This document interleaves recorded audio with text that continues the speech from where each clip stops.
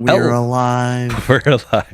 Hello, everyone. Welcome once again to the monthly COGG Let's Play. I am your host, Caleb Eno, and I am joined by the extraordinary... Whoa, Tom Allenball. Thomas, yeah. hello.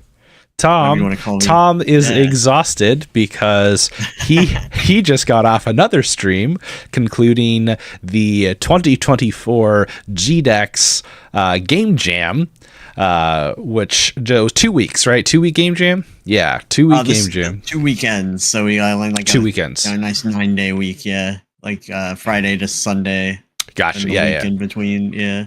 Yeah, so that has been a long journey for y'all already. I know you were managing a bunch of stuff today already, and you had the stream today. So hopefully we can be a little chill if this is a game that's fine. I believe honestly, yeah, like this game, I have never-ending energy for Dwarf Fortress. So this is a comfort game. Yeah, exactly. Hello, the artist. Welcome. Glad to have some people online here. Yes, so we are going watch the chat. We are going to be watching. We are going to be playing Dwarf Fortress. All right, so Dwarf Fortress. This is kind of an interesting one. I feel like this is a kind of game that has kind of a mythos ethos like around it. It's people have seen like the screenshots of the ASCII text from the pre-Steam days, and the sort of like the esoteric Dwarf Fortress that you have that one friend who's like really into it, right? It's definitely deep enough of a just a construction where, like, yeah, if you're in that world and you know what you're looking at, like, there are many stories to be told. And I don't know, it's like kind of another game that has that kind of is like The Sims, like in terms of just having that kind of like ravenous, when people get into it, they really get into it, and they're just telling you all kinds of crazy stories about what's going on in the game as if it's like real life. Right. And that's a little bit like my experience with playing like tabletop role playing. I feel like a little bit like that. It really is about that. I mean, the closest thing to like, aside from maybe like AI Dungeon 2, which doesn't really even count because it's like, a complete blank canvas that just responds to you. But like Dwarf Fortress, the creator's vision is to make a fantasy world simulator that they themselves will not get bored of and can surprise them and like consistently surprise them with the emergent gameplay. And that's just kind of a crazy ask, especially when the person making it is like has multiple mathematics doctorates, like studied like multi-dimensional like fabrics, like crazy. Like I plumbed into Tarn Adams' like doctorate work a little bit, but it's way over my head. It's like I feel like that's almost the perfect like person to be doing this kind of a project though, right? Because there's a lot of math involved in it. And you said a word there which I think I would definitely want to call it like emergent gameplay, right? So Dwarf Fortress is sort of like the Mount Everest of emergent gameplay. As all of the interlocking systems, everything is designed to be malleable, and you can do anything with anything, kind of a thing. Which in the sense of like traditional game design, right? The idea of like a world where you could do anything with anything is like a nightmare. Right, it's like you wake up in a cold sweat at night trying to think of like how you would possibly like create the kind of a thing. It's the stuff of like Ready Player One, right, where all of these systems sort of exist simultaneously and magically just sort of interlock with one another in this seamless way, and you're like, there's no way that actually works. But Dwarf Fortress, within itself anyway, works like that. And a big part of it is it has like 20 years of development history behind it, so it came from a simpler place. Like it didn't always have the kind of sweeping, comprehensive design philosophy that it has now. It used to be an arcade game. It used to be going to have a high score table. No way! Have a high score table. That's amazing. I did not know that. The game loop was this. You generated the world, you started your fortress, and then when your fortress died, you adventured in the fortress, and your ultimate high score was how much treasure you could extract from the defeated fortress ruins. There is a level to which that is awesome. Like that is like building your own dungeon and then going through it, but like emergently. Oh, that's actually really cool. You're being your own dungeon master. Yeah, and that's like that game loop, because that was the game loop. It was going to be Fortress Adventure. That was the loop. You would get your high score on the table, and you could start over at that point. But then it was also like entirely two-dimensional, so you were on a single elevation layer and you just dug deeper into the mountain, and that was where the extra difficulty would come from, and like the the higher value minerals and stuff would be deeper, but also dangerous stuff would be deeper. So the game naturally like pulled you into, you had to deal with the complexity of managing everything as you grew, but you would dig deep enough and you'd eventually like hit the game over, and then you'd come back and try to survive. And the more wealth your dungeon got, the more dangerous the threats that would attack your dungeon, and so the harder it would be to adventure in it. So just kind of brilliant. And then you add the third dimension, the physical third physical dimension, and it just starts to become much more natural to express the game as like a sandbox where you can explore the whole world. And I'm definitely I'm looking forward. I will say that like I have never actually played it myself. I've seen it played a couple of times, but I've never actually played it myself. So Tom, I'm looking forward to having you kind of guide me through the first steps. But let's talk about a little bit of background. So the developer is KitFox Games. Now, is that just one person, or was there, I think maybe there were two? Yeah, so KitFox is doing the Steam port. So they are I think it might be 3 or 4 people. Okay. But it's pretty remarkable because Tarn Adams has never really let anybody else close to the code for like the entire history of the project. Right. Talking for all of its faults, it is a closed source game. Right. And Tarn is pretty protective of it. And so it was just Tarn for like 20 years. Yes, Tarn and his brother. His brother is like a writer and helped to design. So if you go to the website, there's these things called three-toe stories, and those are meant to be examples of what they would like to see the game produce on its own, basically. So all these little stories that his brother Zach Three-Toe wrote, they are sort of the core design documents in a sense. Just these little like stories of kobolds and humans and elves and stuff, and just like kind of generic, but like the plots that it comes up with are interesting, and many of them have been like folded into the game's like development roadmap, like things like magical artifacts, or just the fact that entities can remember stuff that happened and like spread rumors, or like plot for power, things like that. So just all the little like fantasy situations, they just sort of brainstormed everything they would want to see the game be able to do naturally on its own. And then just like, spend years and years picking apart like all the little things that you want to build up to that stuff. Like, I can't imagine all of the little, because emergent, right? Like all of the little possible things that could go wrong just exponentially explode. I did update our details a little bit here. So we got the developer marked as Tarn Adams, with the Steam port being KitFox Games. So the original was released in October of 2002. I was 12 years old. And it was developed using the simple direct media layer and OpenGL.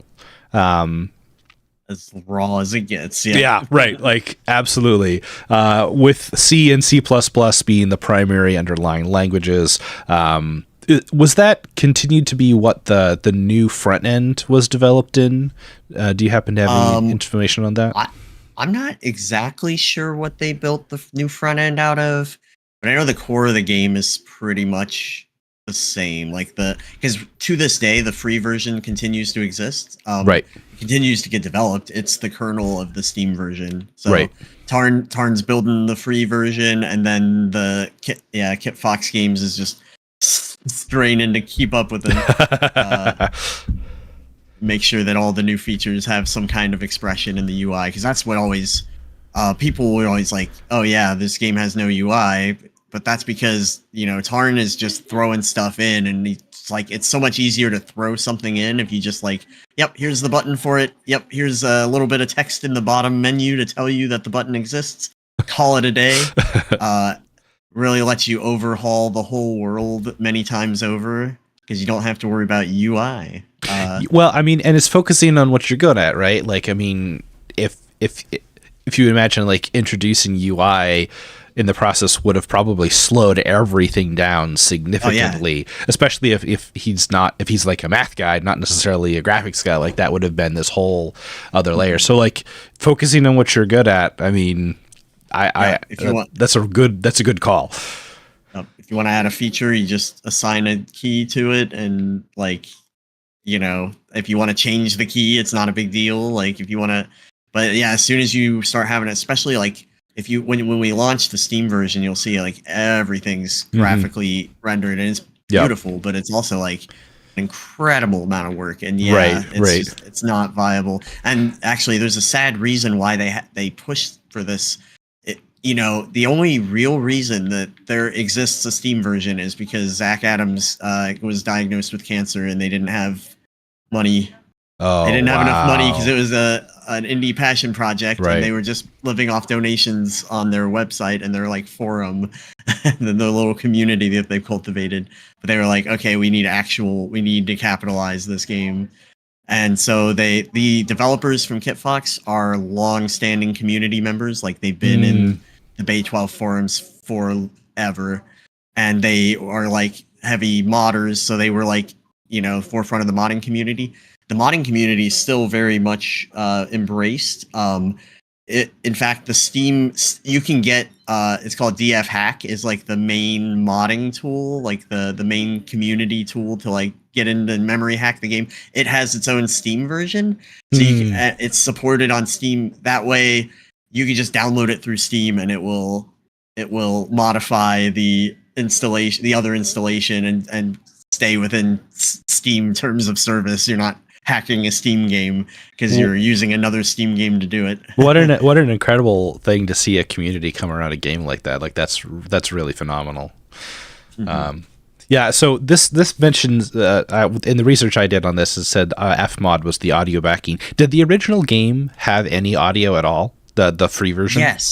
Yes, very sparse, and the main thing was just the backing track, which was just Tarn plucking away at a classic guitar. Oh, nice. Like, okay. Yeah, so it's just like chill guitar vibes, and like I think there were like one or two other like little audio cues, like but they were very sparse, like just a couple of blips and bleeps here and there. Yeah. All right. Well, let's actually go. Go ahead. Go ahead and crack it open. Yeah, I was gonna say it's in ASCII, but it's not like the purest form that you would think of. Like, you're not actually in a text display, so it's actually glyphs of ASCII characters. Close enough. Like, all right. I'm going to transition us over here to the main screen. And I'm going to do a couple of adjustments to things here. So there was music playing on the main screen. Oh wait, there it goes. Yeah, there should be music. Yeah. Okay. Here's what I'm going to do. I am going to The soundtrack's great. They totally interpreted like every like climate type and weather pattern out of just that one guitar solo like track. They just made a whole bunch of stuff out of it. I'm going to go ahead and share the game straight to you so that you can get the audio straight from the game, because if I try to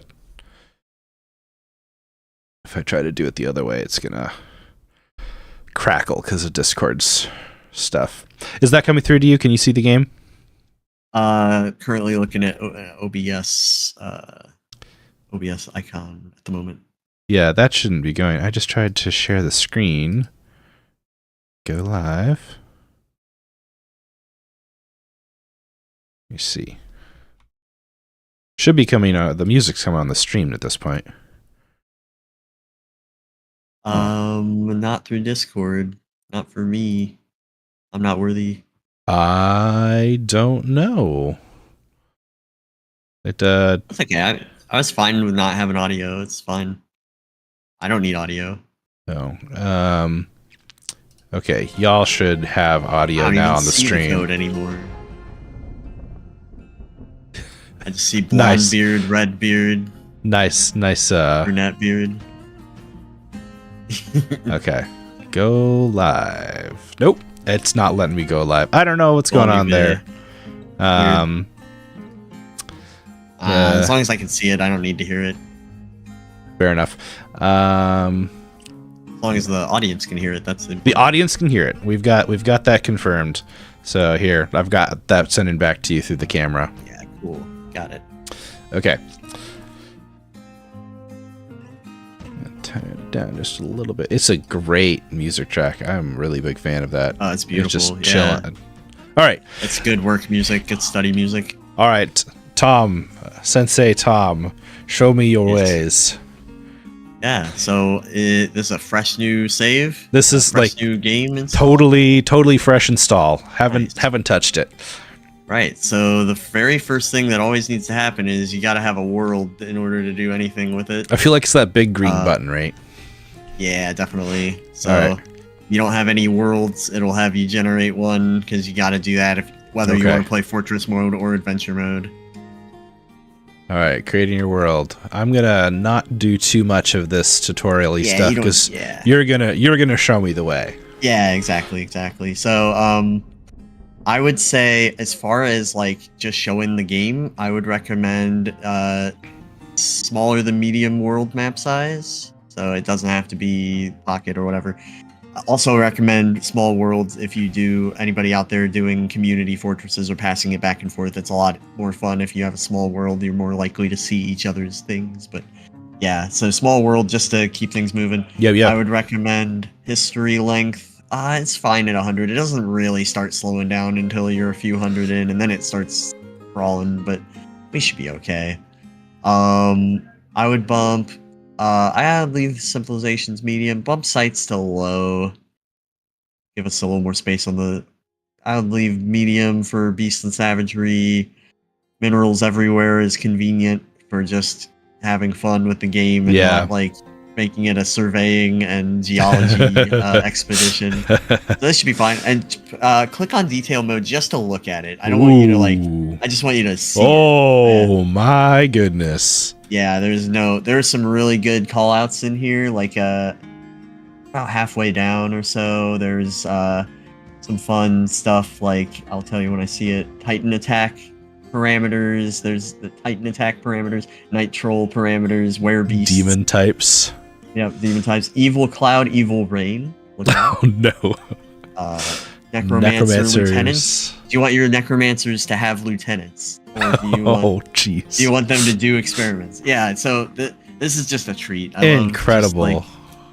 Yeah, it's great. So, but the defaults should be fine. So, and you can give it a seed name if you want, just like Minecraft. You can. But yeah, right. So yeah. So you could share seeds and such. Yeah, exactly. Now, I'm sure that if you share a seed, would you have to make sure you have the same exact settings? Mm-hmm. Yeah, it would have to be the same seed, same settings, but then you should end up with the same world, or you'll end up with very similar world, obviously. I think with the same seed, it should, because it would reject the same. It would. It should be deterministic. Yeah. You can slap that. We'll get to talk stuff while it works, but it's incredibly data-driven game. So yes, that's my understanding. Data is everything. Yep. Everything's completely data-driven, from the definitions of all the entity types to like the possible variety of civilizational traits. Okay, so here it's actually already done. So 100 years does not take that long to generate. 100 years passed in the blink of an eye. It gives you a little summary of what's been going on. So I'll explain it. At year 0, it drops the starting groups for all the civilizations. So I think it's like 7 couples for each civ type that constitutes one new civilization, or like a particular group of like elves or dwarves or humans or whatever. It'll drop like 14 down in certain areas with like an already established like and then they just kind of structure. Advance based on the AI for have however long you set it to. Yeah, they have some kind of preferences baked in, but a lot of it's based on like the geography around them, so like just the natural resources they have available. Whatever the starting civilization's very impressionable, so yeah, if they are around a bunch of willow trees, then they'll love willow trees. It's their favorite thing. Interesting. And they kind of hold on to those cultural ideas as a civilization. They use that to identify themselves. That's so wild. This gives you a little summary of what's been going on. Looks like there's mostly societal things going on. Got some goblins like pretending to be civilized so they can sneak into civilizations and do whatever they want. You've got, so the way that they run, so after it drops the starting set, a lot of the population of the world is sort of abstracted into a population pool, so they're like nameless historical figures, but it's like the game doesn't spawn anything after creation. Once the world has been created, everything is a pre-existing entity. So let's say you have a city with like 5,000 people in it. Maybe like a couple of dozen of them are considered historical figures, like the game is tracking their name and the events of their life. But if you just run into the town and you just it'll just spawn some entities. If you talk to somebody in adventure mode, that entity becomes a historical figure, because just like in Dungeons and Dragons, you asked the DM for its name. Right, and it has right. to remember what it's like you. It's like quantum physics. By observing it, you have created it. Yeah. Yeah, exactly. So the entities and the historical figures are a little bit different, but yeah, you can if you kill all the historical figures and keep killing more people, you'll eventually get through a whole civilization. They'll be out of people and they'll just be done. You'll just drive them to extinction or whatever. So there is no spawning of new entities, which is kind of cool. So everything in the world is there, after 100 years of history, everything's like the descendant of something, or was, you'll find items that if you find a metal item, that the metal for that was dug out of the ground and got taken to a city and smithed. That's a lot, exactly. Man. You can technically trace the provenance of every little object in the world if you want to. But shall we hit play now? Yeah, exactly. Hit play. Let's get in there. So it's just saving all the data, putting it in playable form now. So adventure coming soon. You can actually switch Steam to the beta build and you can play adventure mode now, but it is coming very soon because it's in beta. But Fortress, right? Fortress and Legends is like your history book, so you can just look at everything in Legends mode. Gotcha. But yeah, Fortress mode. Would you the like tutorial forested, mineral-rich region of this world? We can play through a short tutorial. It is a quick way to skip selecting a place. But I'm down with whatever you want to do. Hey, let's talk through selecting a place real quick, because I think that's a big part of this, right? Yeah. So let's skip the tutorial. On your own. Please eat the embark warnings about aquifers, saltwater, and other hazards. Yep. It'll be a very short game indeed. You don't know how to deal with them. Yeah. So, for example, aquifers. So the game is in slices. An aquifer is a body of water underground, right? Mm-hmm. Okay. Strictly speaking, in Dwarf Fortress, an aquifer is a layer of rock that produces water. So if you dig into it, it will just start spitting water out at you. Oh, okay. Um, Okay, gotcha. so that makes it it's hard to dig through because essentially you have to like dig around. You have to dig a big. You almost have to dig out the aquifer and then cause a cave in into it to create a layer of regular rock that you can then dig through. Dang. It's very pain. It's a huge pain because you can't really get dwarves to like build a wall inside of underwater for you. So the only real way to like penetrate water is to just drop rocks onto it. Drop a big slab of rock into it and then mine through that. So yeah, it's a pain. We don't want aquifers. So if we go to find embark location, yeah, you're just mousing over and looking at everything. Yeah. So is there anything? So I need to click on place to zoom in, right? Kind of zoom in, yeah. Or what's? Whoa, no, hold on. And then abort. Yeah. How do I? Was it okay? I think the red squares are like sites that are claimed. If I'm not mistaken. Yeah, that's a site. Yeah, so that's a claimed area. So what are we looking for? So what you can do is, I think, and it might be behind your picture, but there should be a way to like set up filters, so you can search for an area. Is it what's to the right of show elevation? Is another button back there, like under there? Show cliff grade. Yeah. Okay. Sorry. Cliff gradient. Let me move our heads around so that there is. It's always tough. The game puts a lot of important stuff in the corners just for. So I see show cliffs and grade, and show elevation. I don't see anything that says something about filtering. Right click out. Let's zoom out again. So if you say find embark location. Oh, okay, here we go. This is, yeah, so 4x4 is okay. You can probably go 5x5 or 6x6.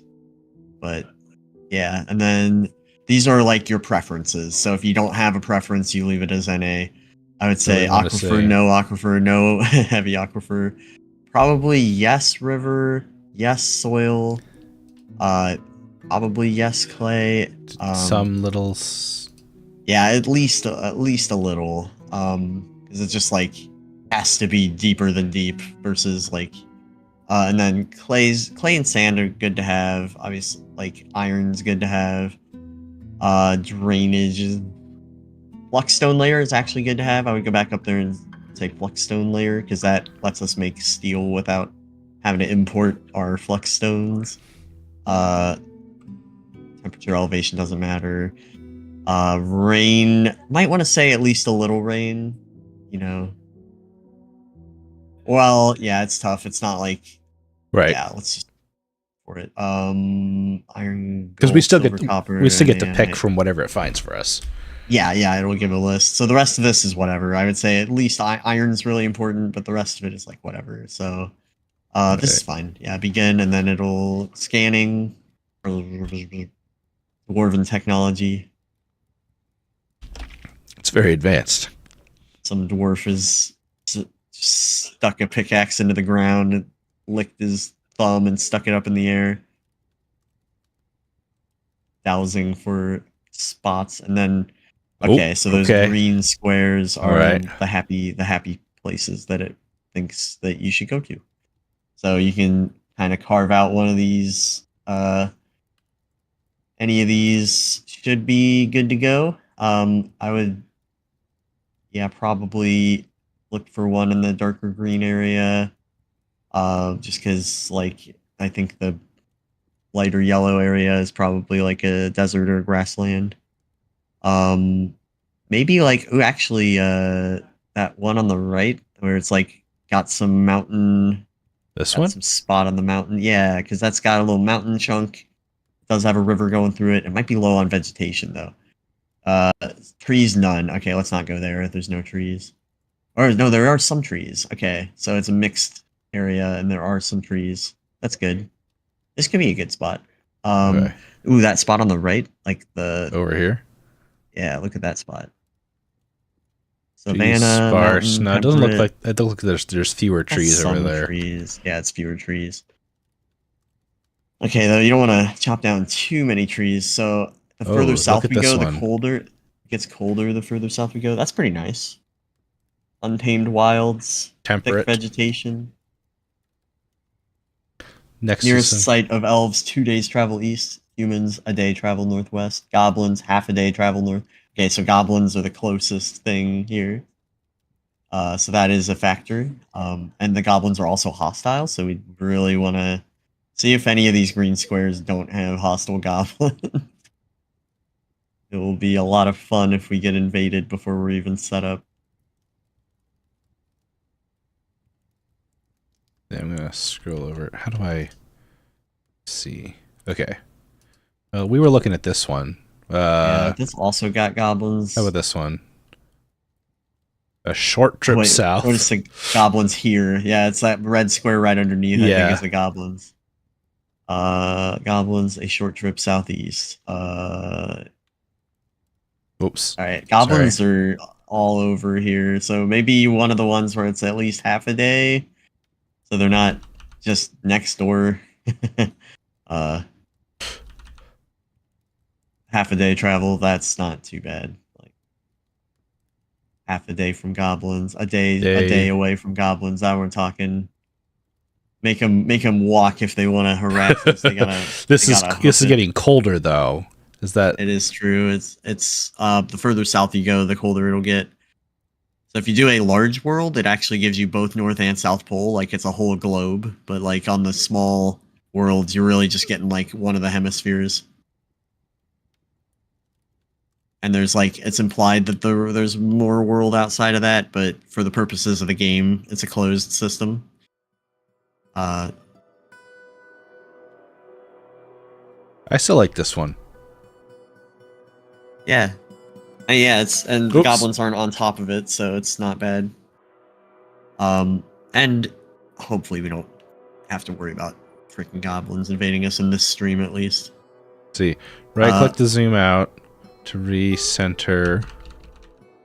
Okay, so how do I embark? You would click the embark button, and then you can change the size of the embark rectangle. Cover that whole green square if you want. That would be wheel maybe. You have selected a savage area. I mean, the wildlife might be dangerous. It's not like it's evil. It's neutral. How do I? Oh, you can use those buttons. I don't know. Those buttons. Oh yeah, it works. It works. Yeah, increase them. Whoops. By 6. Okay, so here. Yeah. Click on that. You have selected a large area. Choose a smaller area. If you experience lag, I think we'll be fine. All right. Wildlife might be very dangerous, or it might be nothing. Who knows? It'll be an adventure. Okay. It will be an adventure. Start immediately. Enemies, off, normal, or hard. Economy, normal or hard. I'm gonna avoid this settings. Scary custom settings button. Custom settings. I was gonna normal economy, normal enemies. We're playing now. It should be fine. We'll find out. Prepare carefully is Here there be obnoxious. dragons. This is the classic Dwarf Fortress intro text. Journey from the mountain homes into the forbidding wilderness beyond. Your harsh trek has finally ended. Your party of 7 is to make an outpost for the glory of all of Zutun Dakas. There are almost no supplies left, but with stout labor comes sustenance. Whether by bolt, plow, or hook provided for your dwarves, you are expecting a supply caravan just before the winter entombs you. But it is spring now, enough time to delve secure lodgings ere the grizzly bear men get hungry. Oh god. A new chapter of Dwarven history begins here at this place. Not grizzly bear men, come on. Oh boy. Alright. COGG and still, boat swirls, strike the earth. Boat swirls, good name. Okay, so let's say first off, I just paused it. Yep. Good instinct. So yeah, this is your elevation. Oh, it is actually the opposite of what I thought it was going to be. That was going up. Yeah, this is going down. you can flip it, but yeah. So it's good to get used to this, just how it looks, the above stuff. Okay. Okay, so this is actually a thing that I was really curious about, because it's like the layers are intimidating, because like so every elevation has its own, and there's so we go, apparently we can go down to -128 all the way up to 70. Yep. So how do you handle like visually depicting the layers? And actually that sort of blue transparency in the background, I like that. That's actually really, I think that does a really nice job of differentiating the layers. Look at how these really trees sort of like, you see all the branches building each other. And the branches. Yeah, I like that.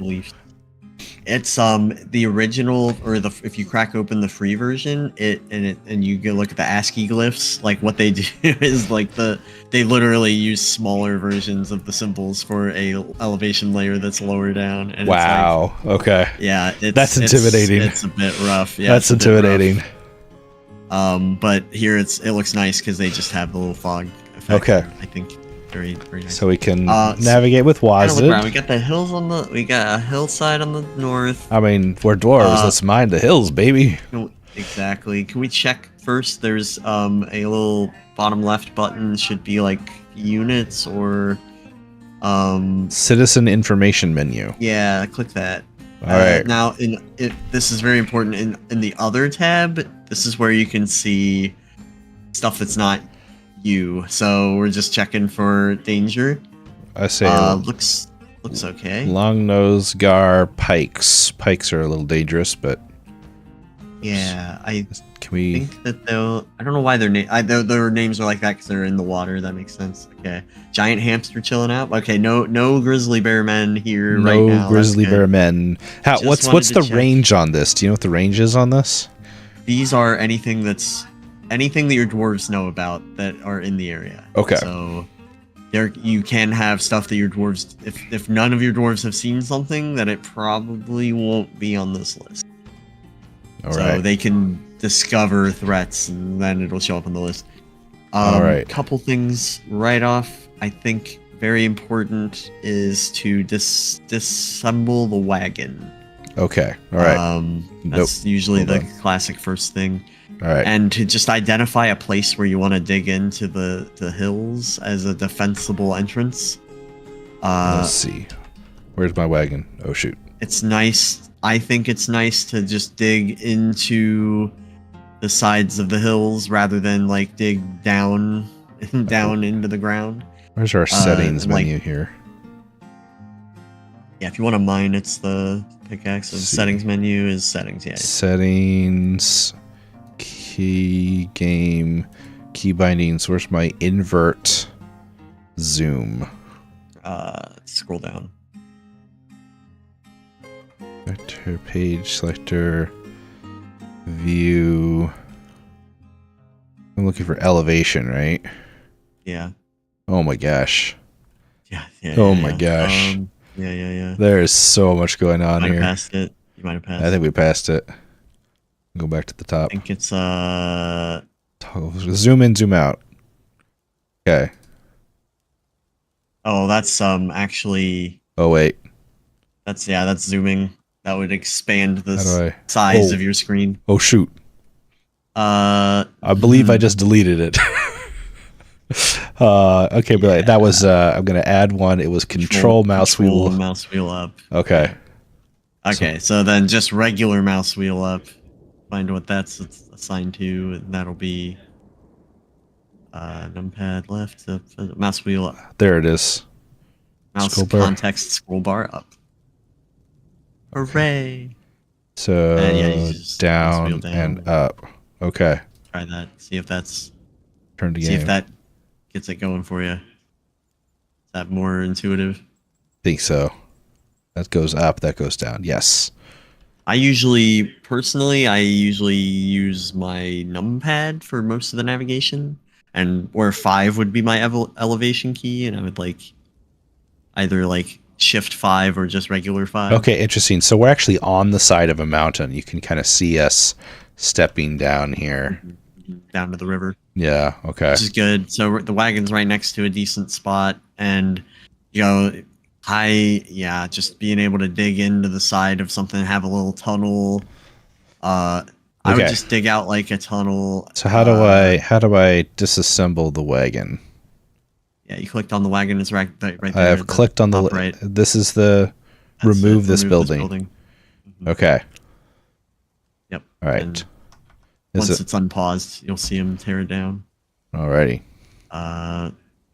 Yep. Here they go. Blah, blah, blah. There they go. They just dumped everything on the ground. So pause it again.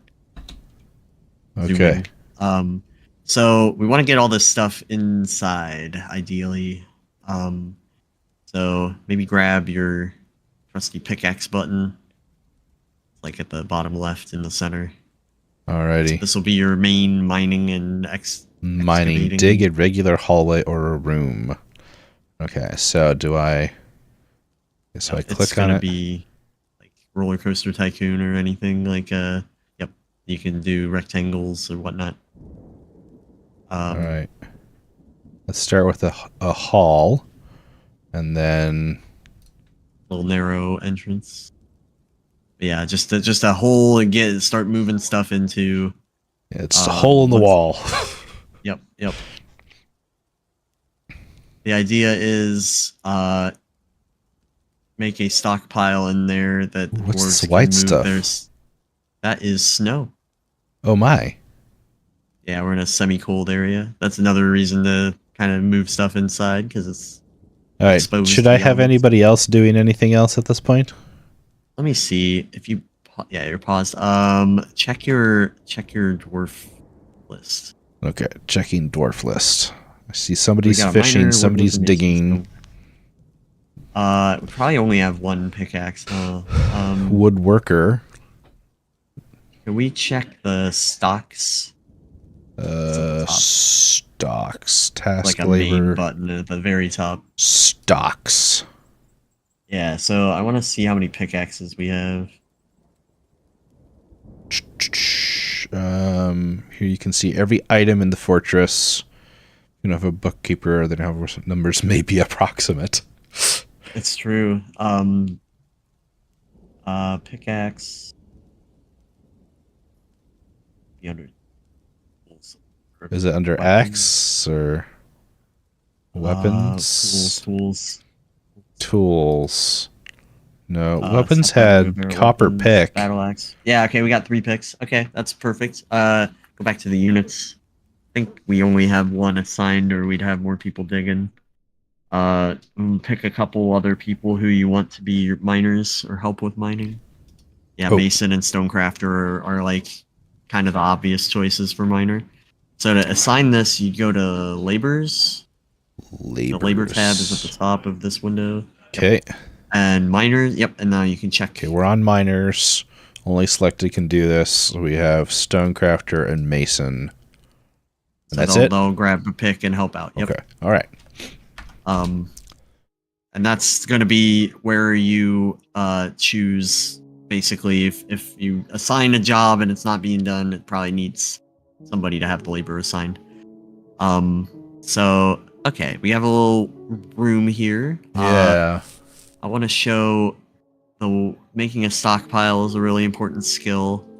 So right now, that stockpile is going to be in the very middle button on the bottom, like the little red box looking. All right, gotcha. So okay, explain to me what a stockpile is. So a stockpile is an area that's set aside by the dwarves for like placing different types of objects. So there are different types, and you can do custom, very granular. You can say like exactly, right, I only want high quality copper necklaces or something, whatever. But here, yeah, so you placed one, and if you say accept, because you can like kind of place irregular shaped stuff. Sure. It's like in the top window. Oh, I see it. I see it. Will pop up. Yep. So if you accept that, now you can designate what stuff it is for. So all for the moment? I would not do all because it will include corpses and stuff, but you can do all for now. You can do all for now. It's fine. How do you select multiple? pretty much have to do custom if you want anything that's not just a very simple that category. So if you say custom, right? Okay. Okay. And by default, it omits corpses and refuse. Which is yeah, that's a good default. Seems like. Good. Yeah. Okay. So this is fine.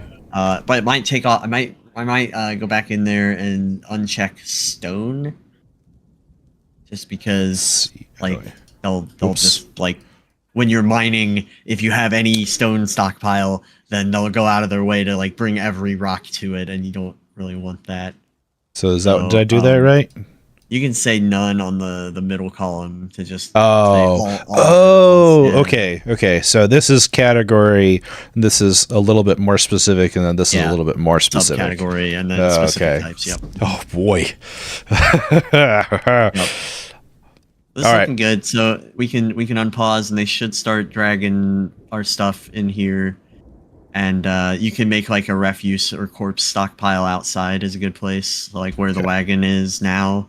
You can say, you know, corpses and refuse can go here in the short term. I see. Okay, so I can make a little stockpile here, and then we say accept, and say custom, and we say just do the stuff you didn't do. Corpses, refuse, and stone.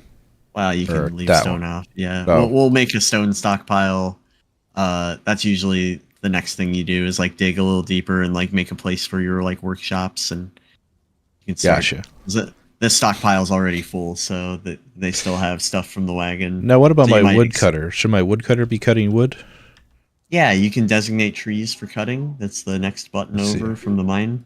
Yeah, you can dig that out, and then the next button next to the pickaxe, where the pickaxe normally would be at the bottom, there's a tree wood cutting. And you can just select tree trunks and they'll go for it. But I would pick, just from playing with my other friend, I would pick a tree that's kind of out of the way, because there's absolutely risk of casualty with dropping a tree on somebody. Oh, interesting. Okay. So can I like... happened to us. Yeah, the first tree he designated... something like this? Yeah, that's great. And then... doesn't matter now, but the elves, they like trees, and if you chop down too many, then the elves will show up and say, you better stop. And if you keep doing it, then they'll go to war with you. Oh dear. Yep, you got it. And you can expand that stockpile if you want. Yeah, I was trying to like move it off to the side a little bit. True. But yeah, it's nice. You can designate mining, and if it's not connected, if it's not something they can access, then it'll just, the designation will just be there, so you can kind of pre-plan your rooms and stuff. Oh, interesting. Okay.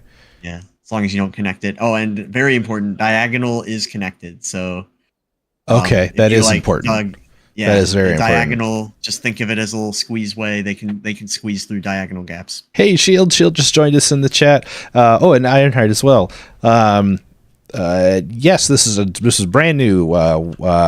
Tom is the master. He is walking through his super noob apprentice, me, through the first moments of the game. We're doing pretty good so far. I think we're doing good. I do like mining. I have a weird sort of love of the mining. There's some dwarf in me yet. Mm-hmm. I love the AI of the dwarves has gotten better over time. It used to be they would do everything they can to get to the top and leftmost corner of a job. Of course. But now they are a little happier to just do whatever's closest. And we're gonna say none on that one again. Well, if you want it to be the same? Here, back out of this. Let me show you something. If it's going to be the same as that first stockpile. Yes, it's going to be the same as the first stockpile. Do this for convenience. Just cancel this, or like undesignate it, or like do the X button at the top right. Yeah, remove. Now click on the other stockpile and use the add to. Or no, this is like for stockpile to stockpile logic. So yeah. Repaint this stockpile. Okay, done. Repaint the stockpile. Repaint it, and then they can be disconnected. They don't have to be connected, but yeah, you can erase it here, and now it's up there. Yep, same one. Yay. That's a little more convenient than, yep, just in general. Now there You are can always make it piles bigger. of wood out here now. Yeah, you can make a. It's good to like designate an area for carpentry, and that could be outside. Not a big deal. Just gotta kind of watch out for. Yeah, let's pause it real quick and think about it, because I think you could put the carpentry like right above this, like on the level above, because that's like flat ground up there. Yeah, Or Shield you can is put it in front of the entrance. Shield is a great question. So this is a does anything ever happen instantly, or are you only ever giving commands to the dwarves to do? This is a management, so you don't ever do anything directly. You are giving orders to the dwarves to do it for you. And they can choose to ignore you if they want to, which is fun. Especially if they're really unhappy, they could tantrum or mutiny. But yeah, you're representing the will of the fortress, and you're just designating suggestions. So let's make a. So let me show you the. Let's pick a place to stick a carpentry workshop. Do you want to do it inside, outside? It's pretty common to put one outside, at least in the beginning. You can always move it later. How about like right here? Yeah, that's great. So you can. It's like the button to the left of this one that you're on now. Button to the left. Place structures and work areas. Workshop. We've got workshop. A lot of options here. Oh boy. Carpentry, carpenter. Okay. And then stick it wherever. It's just one block like this. It's not a click and drag thing. Okay. Yep. It's just it will Place shows that, little mentions. Whoa! Another menu. It's just showing what materials do you want it to be built with, and it's just showing by distance. So you can build it out of clay stone because it's the closest. Or you can build it out of some of that wood you chop down. Doesn't matter. Definitely cherry. You can also get it back by deconstructing the. You can always get your wood back. I got to build my workshop out of cherry wood. Cherry wood's great. Carpenter should do that. Usually, the person who's responsible for a job will build the workshop for the job. But you can go ahead and build a. You can build a wood stockpile next to the workshop. Ah, okay, gotcha. Yeah, I just smoked some chicken kebabs with some cherry wood today. Delicious. Dude, they were phenomenal. Awesome. I'm gonna tell you what, man. I'm all about that. What could be nice is if you put a regular wood stockpile next to it, and then put a wood finished goods stockpile. Then you got kind of an input and output. Gotcha. Okay, I'm gonna put this here, and this is going to be straight up wood. Wood. Just okay. Done. All right. Done. And then yeah. We create another one, and we put it here. Yeah. Perfect. And this is going to be. This might want to be custom because it would be finished goods, but yeah, furniture and finished goods, but only the wood type. Okay, so we got finished goods, other materials. Other materials. Wood. Wood. Oh my gosh. Okay. Yeah. And then for furniture, same thing. Other wood. And wood. Finished goods. No, furniture. not wood. No, not actual wood. I think this. Oh my gosh! Be look at all the different kinds of wood. Yeah. Oh my gosh! Wow. Okay. Do you get to name your dwarves? Sort of. You can nickname them, but they were born when they were born, but to the parents that they had, so they were named by their parents. The only exception to that is if you actually have no dwarves in the world anymore at all. The game has one single mechanism to spawn entities, and that is if you start a fortress mode game in a world with no dwarves, it will make 7 dwarves for you, and those will be spawned because being able to play fortress mode outweighs the desire for realism. Okay, how do I edit the stockpile again? Oops. You just click on it. Just click on it. And then you click on the, you clicked on the item. Click on the little sign for BB if it's. Yeah. Or like click on the stockpile without clicking on an item. Difficult when your stockpile is full. Try clicking on like. Can I just click on this? Can you click on this? No. Right. View stockpile. There it is. View stockpile. Okay, got it. Okay.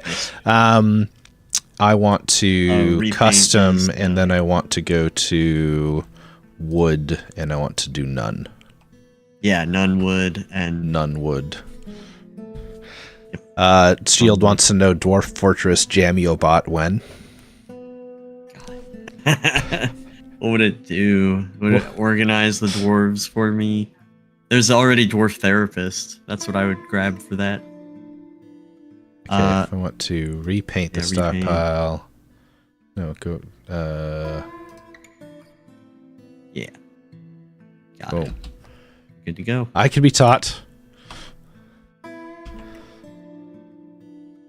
Do we need living quarters? Is that a thing?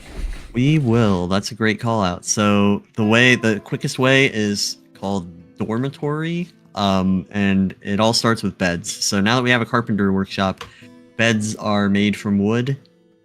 Beds are one of the few furniture that you cannot make out of stone. You can make almost every other furniture out of stone, but not beds. Beds have to be either wood or metal. I think I did it. Did I do it? You did. Yay! They'll make one bed, and then... How many beds do I need to make? 7? Here, before Pop you 7. do it, before you do it this way, let me show you how to do it the right way. Show me how to do it the right way. I'm just clicking buttons. Units. Go to your pause it first, and then go to your units. Units. And go to nobles and administrators.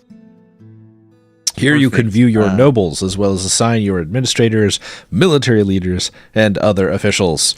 Militia commanders are assigned here. We have captain positions. Certain functions can only be performed by having administrators, such as manager and bookkeeper. Once they are signed, you can create work orders, run a hospital, and count and appraise your hoard. Nobles and some certain of these administrators require rooms, and some may also make demands. Yeah, some of these slots do unlock systems. So, like the militia commander unlocks the military system. The artist is saying that they need a metal sofa. I don't know why dwarves like sleeping on metal more than stone. Stone? They don't like, you can't build beds out of stone. You can build them out of wood, or you can build them out of metal. I don't know why they like metal beds, but they must just feel good to them to sleep Something on about refined conductivity. ores. I don't know. Yeah, but what I'm looking for here is the manager. Okay, right, we're looking for manager. I see manager. We need the plus button. Yep. And then there's usually somebody who's the best. There's an adequate organizer. This is the expedition leader. Yep. So they're the natural selection for manager. Check bookkeeper too. Sometimes it'll be a different dwarf. Bookkeeper. But this is another basic job. Oh, this is planner is the bookkeeper. Do you Proficient record keeper. Do you want to click on that person? Yeah. Okay. Yeah. So now set the precision on the right to 1 instead of 5. So they don't need to be exact. Okay. And they won't spend as much time on it. If you set it to 5 and you have a large fortress, then that could be the only thing this dwarf does is like keep the books. So 1 will just be like, as long as they're within 5, it's how many significant digits they will track. Oh, okay, gotcha. So yeah. But the manager is all good to go. Both of these technically should have a chair and a desk, but they could. The game actually added the manager will do their job without one in the first year. So we get a they great to see you, Shield. Have a good night. An office. Oh yeah, see you, Shield. The manager and bookkeeper will tolerate a lack of an office in the first year just to get people going. But now that this is assigned, you can back out of this, and if you go to actually no, stay in this. Go to work orders. Gonna go back. My bad. Yeah, work orders tab. Yeah, now let's see. A manager. You can automate tasks to make wooden bins if you're out of empty ones, to brew drinks, make 5 statues every month. Yeah, so you can set up like different conditions for doing jobs, which is kind of cool. This system is reasonably powerful, and you can eventually automate almost all of your production if you wish. My So God. what we want to do now is just to save us from having to mess with that workshop. If you know how many beds you want, which I recommend getting at least 4 beds for 7 dwarves, but Why not probably 7 beds? Honest, yeah, 7 beds. But you'll use the search type bed. Make bed. This has turned into a text adventure game. And Make bed. You can do less, fewer. Yeah, how many shops can they use, and then how many beds do they make? Yep. Now I already made one, so do I? You already made one. Yep. You can do 6. Can use any shop. So this just being defined here, the manager will go and approve this work order, and then go tell someone to do it for you. Okay, and I don't need to do anything else besides having like set it. Like I don't need to push a confirm button. Nope, it's here. Yep, as soon as it's here and you're unpaused, it's a job for the manager at that point. Okay, great. The manager will delegate that job, which is great, so you don't have to look for workshops. That's what this is avoiding you having to do, because otherwise you'd have to go to a workshop and manually assign like however many you want to do. But yeah, they should start making some beds. Where can you see what they're doing? I've been rained on. It's annoying. No job. Store one item barrel. Make bed. There we go. Make bed. Yep. The bed is being made. Now, if you look at your work orders tab again, it should show a different. It should show the work order is like being approved and like. Make yeah, bed. they got the check. They got the check on the icon instead of being a paper. Gotcha. Gotcha. Check, which means the manager processed it and put the work order out. So this is just very nice. The easier way to when you're just like, I need some stuff. I don't want to have to find my workshop. I just want to tell them to make it. They'll just do it however they can. I think I hear like thunderstorms or something. Yeah, probably. They've been getting rained nice. on a little. Yeah. Let's see. Mining wise, if I wanted, you might want to decide where to put the beds when they're ready. Oh, sure. Yeah. Let's put a room here. It's nice to have a room near the entrance where it'll, later on you can turn it into your military barracks and they can just be kind of near the entrance, right? Always ready to deploy. I got it. Yeah, you got a good sense for like leaving the doorway tile. That's something sometimes I have to explain to newbies, like make sure to leave a layer of wall for the room. And then once these are here, you can place the beds. I'd love to put stone somewhere. Is that a thing? It is. You can build a mason workshop. Okay. Is that typically do something inside of the fort like this? Yeah, often. Yeah, you put it inside where you're mining, so they don't have to drag, because the stones are really heavy and they're like boulders. Yeah. I'm actually gonna put it here. Dwarves are strong; they can carry them, but you watch their move speed plummet when they're carrying a boulder. That's what wheelbarrows are for. They can kind of wheel stuff around. All right. I've heard of wheelbarrows before. I think there's a couple that come. I think we have one wheelbarrow in the fortress.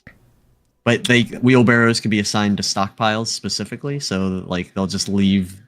Like you can say how many wheelbarrows a stockpile should have, and then like for certain types of collectible items, you might see like a dwarf will grab a bin and put it in the wheelbarrow, and then wheel the bin over and load it up, and then so that's been a long time coming too, because just when wheelbarrows got added, like when dwarves had an option to not just carry it by hand, like it took a while just to get the AI right to like have them prioritize that properly. Yeah, a little stone area. And then it's nice to keep, and you've already kind of factored this in, workshops are noisy and they should be kept away from beds and like dining areas and stuff. So like let me build the actual distance, like 7 or 8 tiles is usually far enough to prevent noise pollution. But those 7 or 8 tiles is also vertical, so if you put workshops like a couple of layers above bed, you gotta watch out for that. Yeah, they'll keep dwarves awake. See, where's that? Here we go. Yeah, and workshops, and then stonework.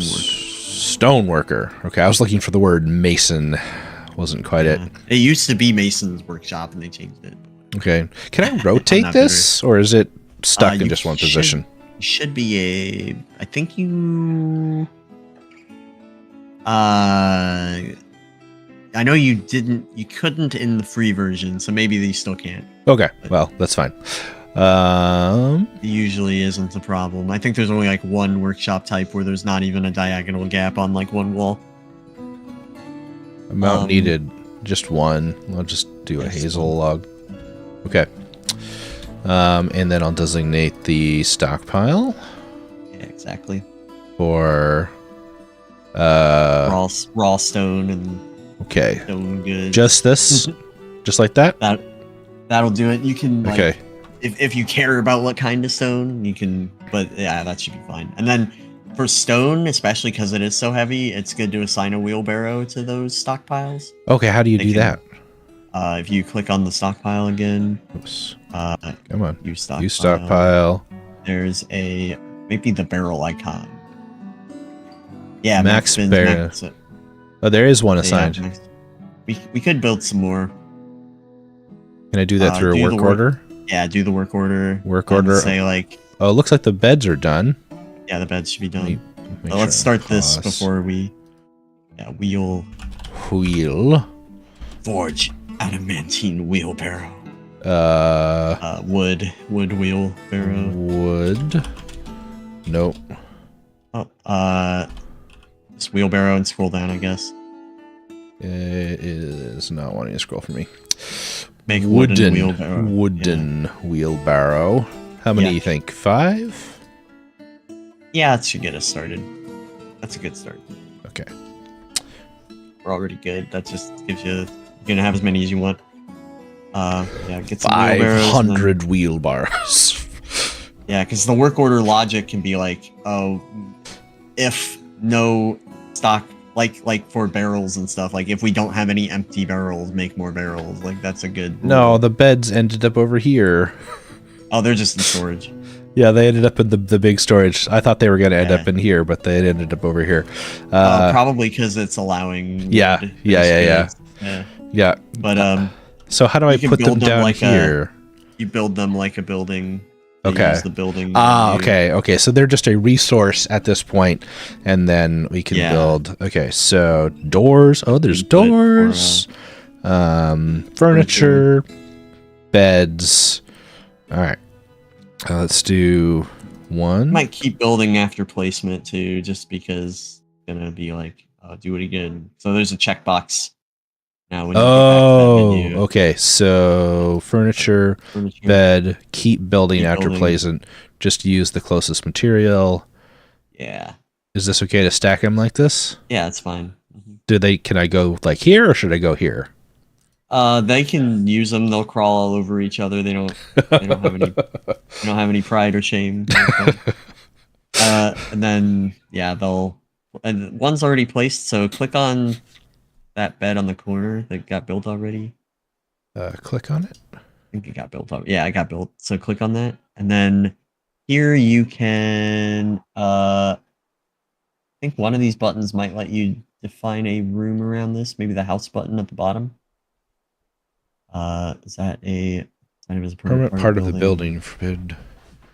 Oh, my bad. Okay, let's just place the zone. So rooms are zones. So unlike stockpile, the difference between stockpiles and zones are that stockpiles occupy space and zones do not occupy space.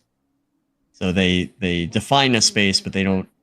You can define multiple zones overlapping and stuff. So dormitory is what you're gonna want in that room. Bedroom is implied to be privately owned by. Gotcha. Zones are areas where your citizens will work. Okay, I like this. This is cool. All right.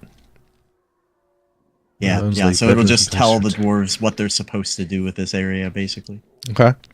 Okay, here we go. So now you're deciding. Now here's another random Dwarf Fortress detail. Sure. Is that the layer of walls around a room like this should be included? Yes.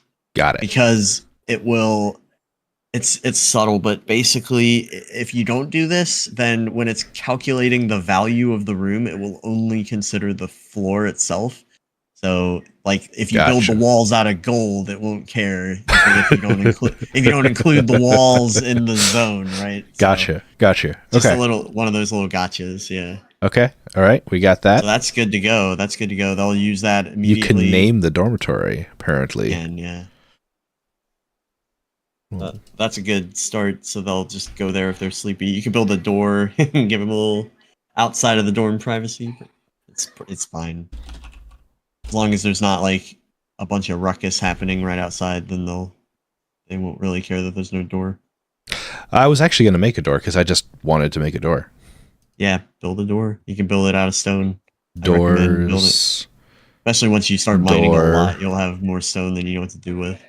Door. No access to door. Okay. Oh, because you haven't made a door yet. I have to make a door. Yeah. I'm gonna add a door. You can make it out of wood or stone. You can build it out of stone if you want. Make a wooden door. Add new task. Yep. Did it the old school way. Well, you already got the task set. Yep. Did I get it? Did it? Yep. It's in there. It just lets you add another task if you want another. Oh, task. there it is. Yeah. Okay. That's storage, isn't this? Is storage at the bottom? Yeah. That is. Yeah. Okay. That's what. All right. That's what they're storing there. How's food? Is food a thing that we need to be concerned about? Yeah, you can see your current ration count at the very top. They got food and drink and seeds and meat. Approximately 50, 40, 30. Okay. That's 50 meals. All right. 50 meals worth. And all right.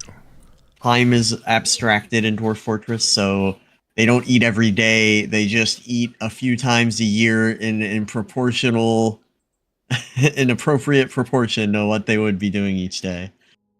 So when the dwarf goes on a break, they'll do it for days and days, but that's like every break they took for the whole month or whatever. So the way time works is a little bit funky. It's a little bit not literal because gameplay, just like, abstracting the passage of time.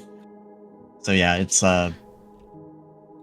time is going quickly, but it's all abstracted away, so right. It's supposed to be underneath that they're doing all the stuff they would do in a normal day, but we're just compressing. I wish you could do that in real life. Like, can I just do all the work that I'm going to do in the whole month for like 10 days straight without going crazy and then just take the rest of the month off?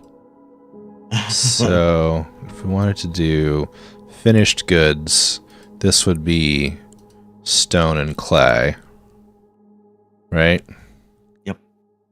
Do I want to include others, or is that because it has its stone and clay? It already has its own category. Tooth. Some finished goods made out of teeth. Oh dear. Yeah. So you can be kind of freaky in this game if you want. Gems, leather, corpse. Okay. Okay. That looks good. All right. Whoops. I'm always scrolling everything in the background. Alrighty. I like your layout so far. I think it's solid. You can have like this later on. This could be your training range for your archers or whatever. Like you can make like little barracks with little training grounds. Yeah. Okay. So I'm gonna do this.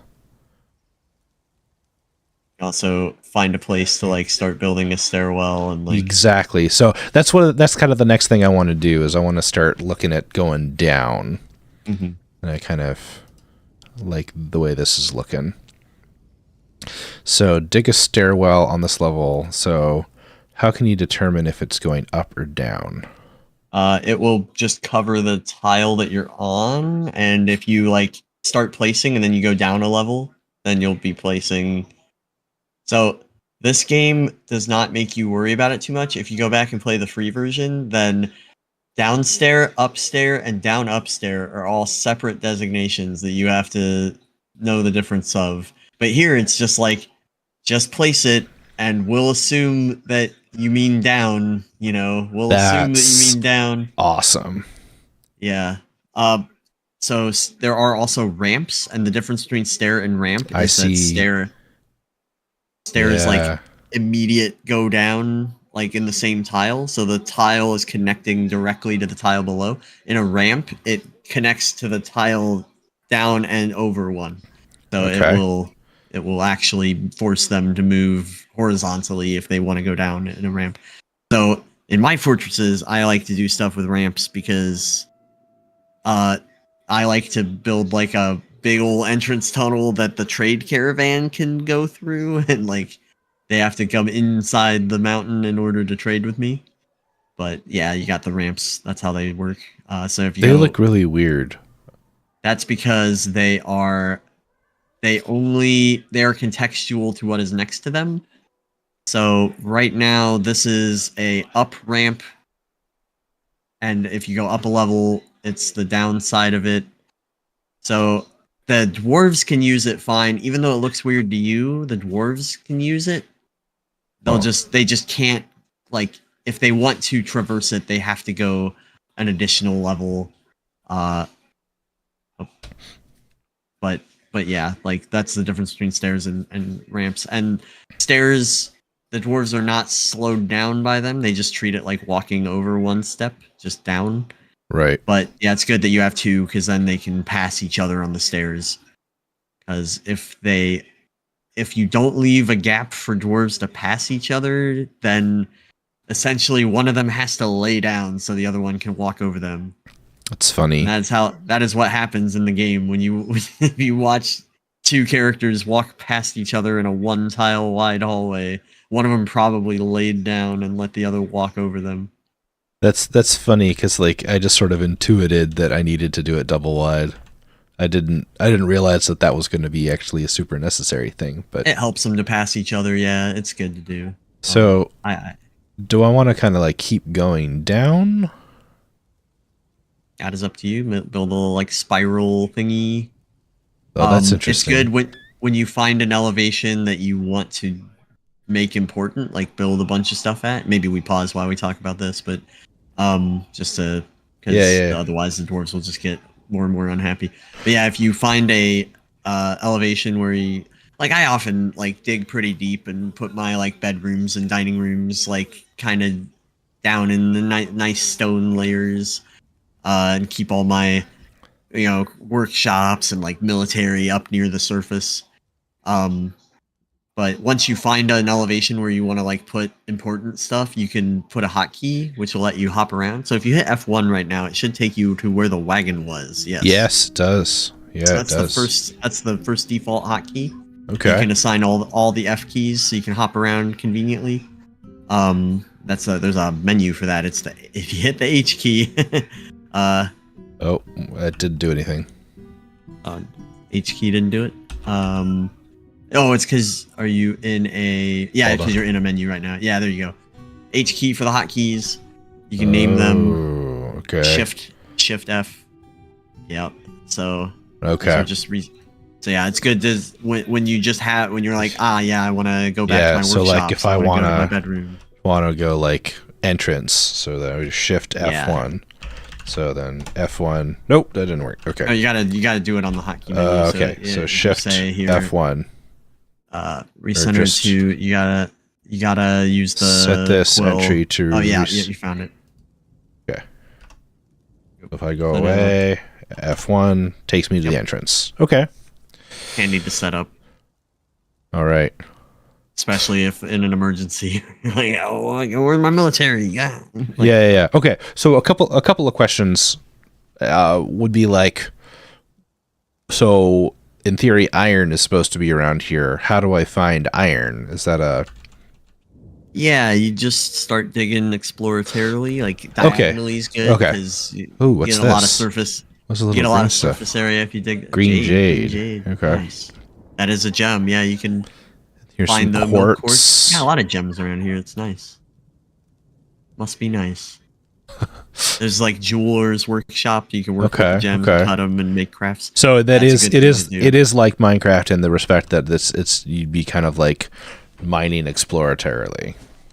Yeah, you can if you mine diagonally. That's like you can see all the diagonal. Like, the maximum surface area is like do some weird diagonal exploratory mining. Gotcha. You can also see what the floor is made of when you mine out a tile. So if you want to dig down, you can find out. It's good to like dig down. You will hit cave layers, and you may have to react when you hit them to make sure that you can defend them or like seal them off potentially. Right. Build a Very wall Minecraft-like in that respect. Yeah, you break in and you're like, oh no, there's a monster in here, and you're gonna like deal with that. But it's kind of nice to be very horizontal with your layout. I approve of that because it gives you more visual when you're just scrolling up and down real fast. If it's all just a single staircase, then who knows where you're at. But this is good. So my dwarves are starting to get unhappier. Yeah, what's this? This is white jade. White jade. Yeah. Well, they're not too bad. They're not super mad, but you can kind of find some less happy ones and see what they're complaining about. You go to like your units menu and just kind of look at them. You can use magnifying. Here's an unhappy one, Fisher. What are they unhappy about? Annoyed at having a drink without using a goblet, cup, or mug.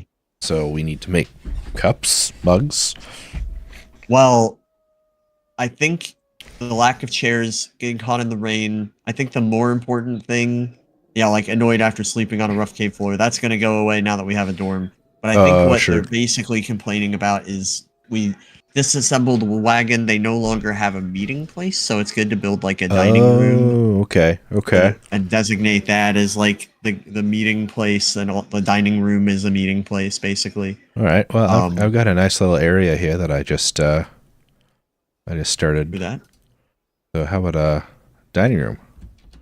And I'm assuming I need to build like tables and chairs. Yep. Tables and chairs. You can build them out of stone. Let me do stone furniture potential. Work orders. Don't show it again. Table. Rock would be if you want stone. Okay, rock table. We just need one, right? Or do we need multiple? Probably need multiple. It takes up a tile. Oh, dwarf can sit at one table tile. Okay, I'll do that, and then let's see, work orders. How do you start another one? It's the far right. Yep. Okay, and then rock chair. Actually, if it was made of wood, if it's wood, it's a chair. If it's rock, it's called a throne. It's called a throne. So if you want to build rock chairs, yep. I'm just gonna go ahead and make some chairs. Yeah, you would sit on the wood, put your butt on the elf's favorite thing ever. Yep. Let's do that. Okay, so tables, chairs. Favorite stuff. Also, did I make that door? Did that door get made?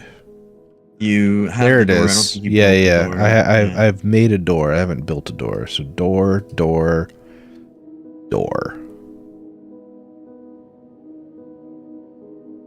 Good band. The Doors. Making a door. Jim Morrison. We have a door. I'm clearing out my my dining room here. I should make another door. I'm gonna do old school.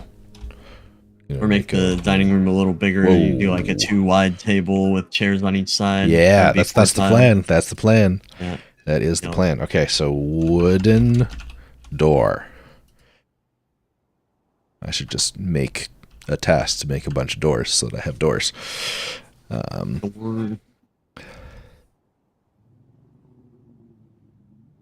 Still doing okay on food and drink, but that will be. Yeah. So how do I start solving that problem?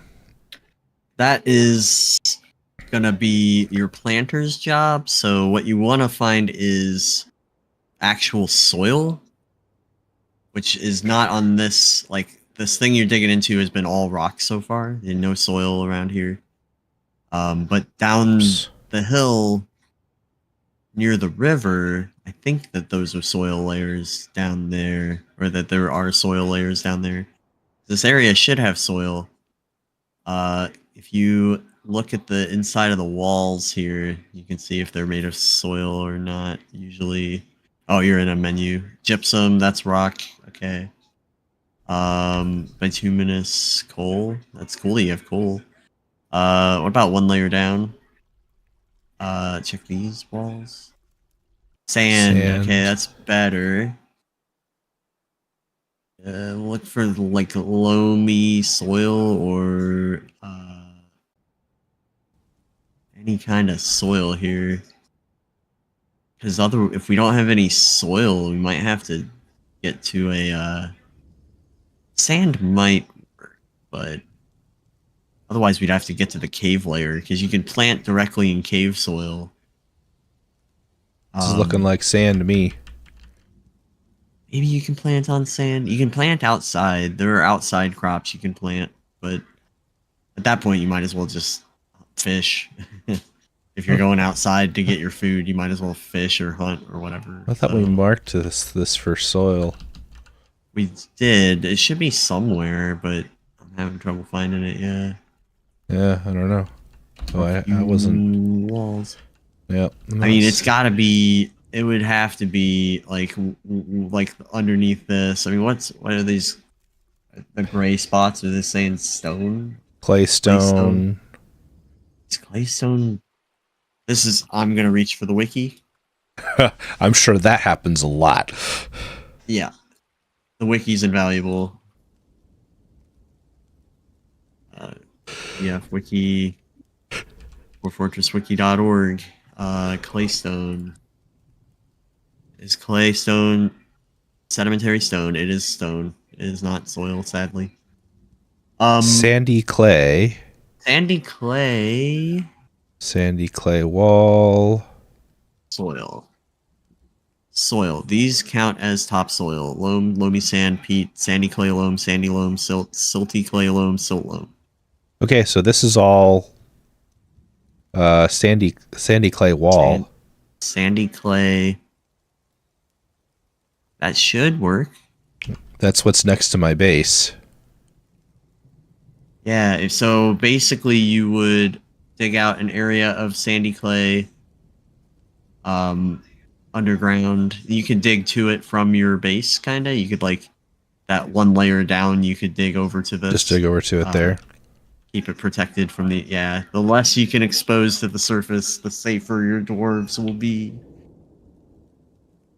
Yep, that's fine. Really, only person that's coming in and out is probably your planter or anybody who's hauling the products. So yeah, just making a little tunnely doodah.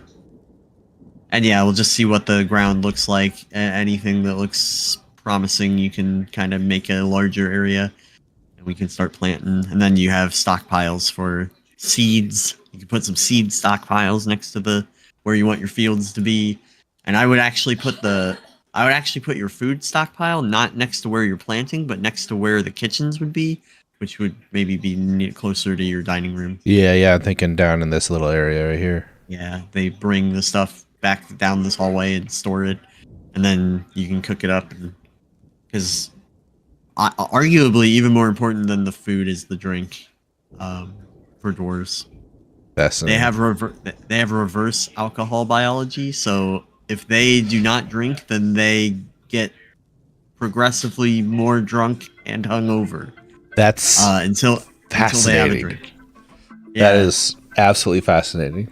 Yep. Drinking restores them to sobriety unless they are reveling, in which case they can take it too far and then Gimli eat your heart out. Back around the wheel and get drunk. Drunkenness is a horseshoe, apparently. Yeah, for dwarves it is. Yeah, you don't want to be sober. You don't want to be completely smashed. Anything in sandy between clay is cavern floor. This is sandy clay here. Looks good. Looks promising. So if you can make a rectangular area for your fields somewhere in there. Yeah, give me a second. I'm you gotta get these tables. Take your time. There's so much, like, when I learned to play this game, I was recovering from jaw surgery for weeks. Oh, dear. 6 weeks, wired shut on the couch. Oh. I was like, time to learn a tough game to learn. My goodness. It's like time to read the Dungeon Master's Guide so I can start DMing, like, the kind of deal. But when I learned to play, farming was at peak difficulty in the entire development of the game. Farming was never harder than it was when I started learning how to play from scratch, because he had just made it more realistic. Oh. And so before that, you could kind of plant a farm anywhere. You could just dig out into the rock and you could place a farm on the ground. And it was just assuming that they would find some soil somewhere and make it work. But then when I learned how to play, in order to make a farm, you had to irrigate the ground with water. So you had to flood an area with water, let the water dry, and then you could plant food there.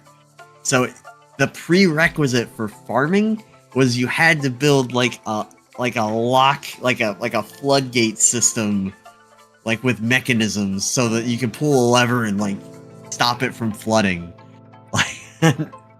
Like just to build a farm, you had to do some engineering. So thank goodness it's not that hard anymore. For real, wow.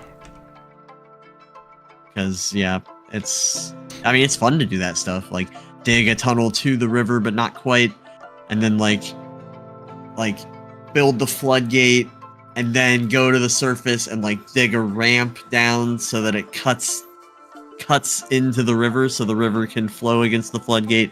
Then you set up your mechanisms and pull the lever, and then flood your area. Pull the lever again and cut the river off. Let it dry out. Sometimes you get some fish for free. You'll get like fish would flow in. You get some free fish. There seem to be stones in my dining room. That's okay. But I have a dining room. Heck yeah. Now you can designate that as a zone. I already did. Oh, you did? Yeah. Can I see it? Nice. That's the dining hall. Nice. I think, is there an option for whether or not it's used as a gathering place? At it.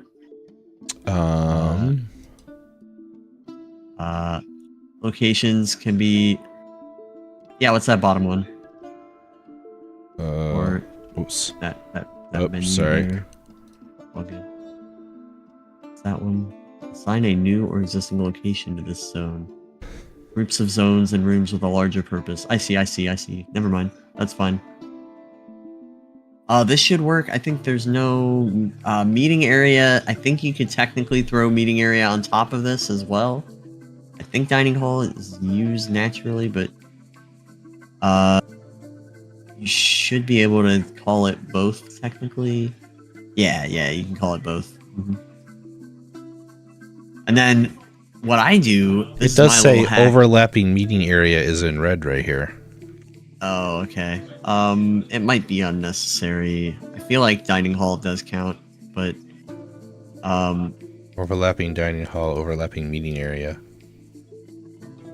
should be okay. It's like, yeah, you can just leave it like this. But what I will say is what I do, because it's better than nothing, is I assign one of these chairs and tables for the manager and the bookkeeper. That's funny. As an office, and they can do that. How do we do that? It's not ideal, but as long as the fortress is small, yeah. So that would be another zone. Go back to the zones. That would be a office, and you just make a little 2-1 that just cut. Yep, that's one. Yep, and accept.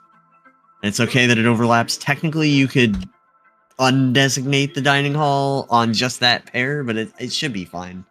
And then make another one for your other manager or your.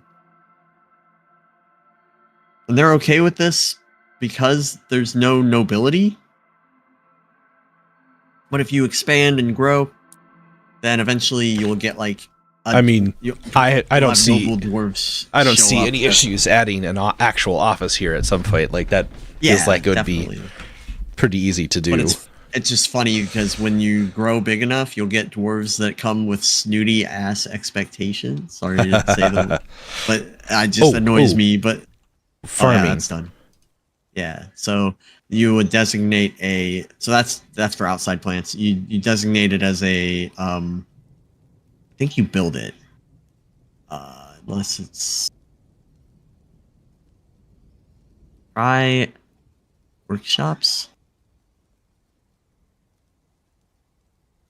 Farming. farming, and then farm Whoa. plot. When you get to the third menu and it expands and it's huge, it's like, woo.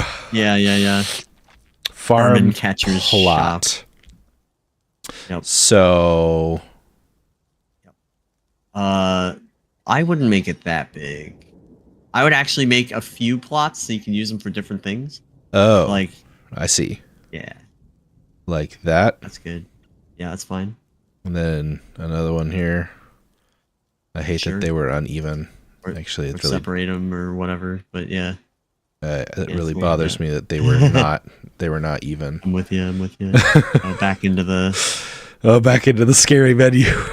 Workshops, Feed. farming. farm Oh plot. boy. Okay. So what we got? Two. Does it tell me how big it is?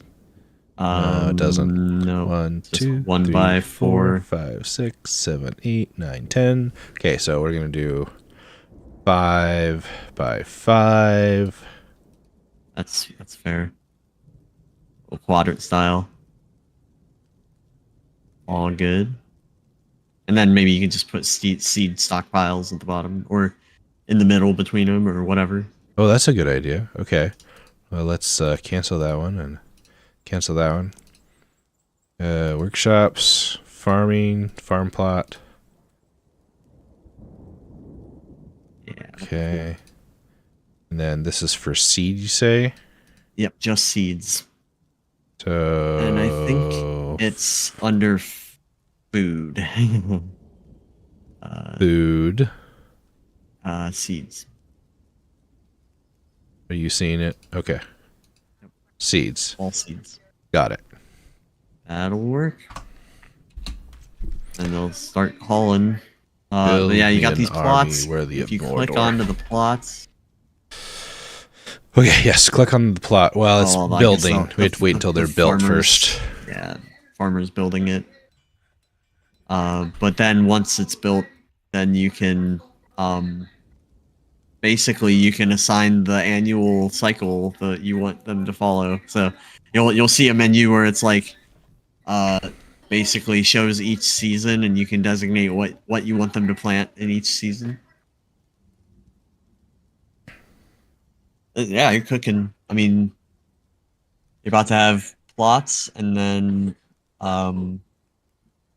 you can set up a still, and then you're kind of relatively safe, actually. I feel like I need to do something to defend myself, though. Yeah, Some weapons. I mean, a door is better than nothing because you can lock it.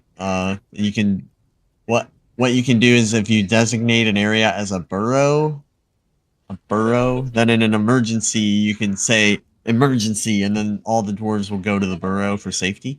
And then you can like basically lock doors, and that's one of the few things you can do manually. You can say this door is locked, and you can just do that yourself, and then stuff will have to break through if they want to get into your fort.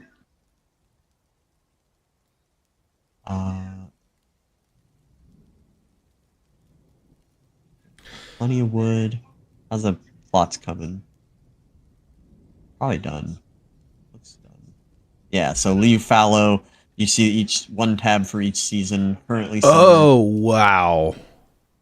Yep. So Okay. I'll give you plump helmets are the bread and butter. They are like plump helmets are like your potatoes. Okay. Potatoes. That's good. We want potatoes.